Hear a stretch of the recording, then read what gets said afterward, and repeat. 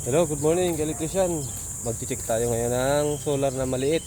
Ito check natin kung ilan ang output. Ito, ang susuplayan niya ay 300 watts na solar. Tapos ito, check natin kung ilang watts to. Ayan. Meron siyang 40 watts, tapos may 12 volts BOC siya. I-check natin yan kung ganyan na ang output niya sa gantong oras, alas 6. Tignan natin yan ito, titester natin yan alas 6 pa lang. Tignan natin kung okay na yung output niya. Aside ko muna. So ayan. Oops.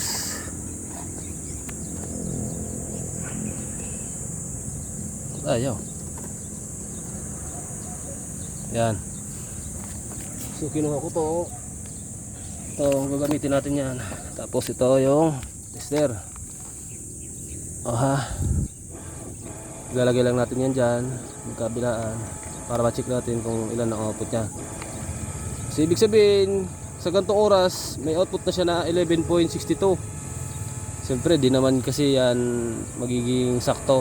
So kaya ito i-check natin kung mag-charge na rin yung solar. Saksak na natin dito yan.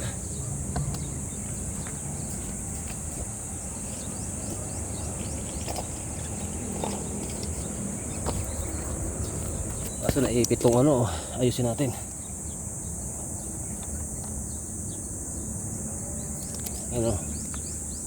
Saksak natin yan para mag-charge na siya habang maaga pa. Okay.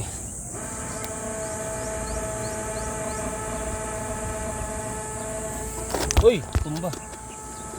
Wala kasing maayos Ayun nag-charge naman na siya kulay red na. Dito yan ilalagay Kita mo naman yung papailawan niya. Ganito kalaki. Ayan Kaya lang siyempre hindi na natin makikita yan kasi tatapusin natin ito ngayon umaga. Ito yan Nandito kayo sa may pili ko, makikita nyo yan di ba? Tapos nandito yung mga kinabit namin na solar di ba? Etong kabila, pangalawa sa may gitna na banda, additional na lang yan kasi satisfied customer di ba? Salamat sa panonood mga ka-electrician.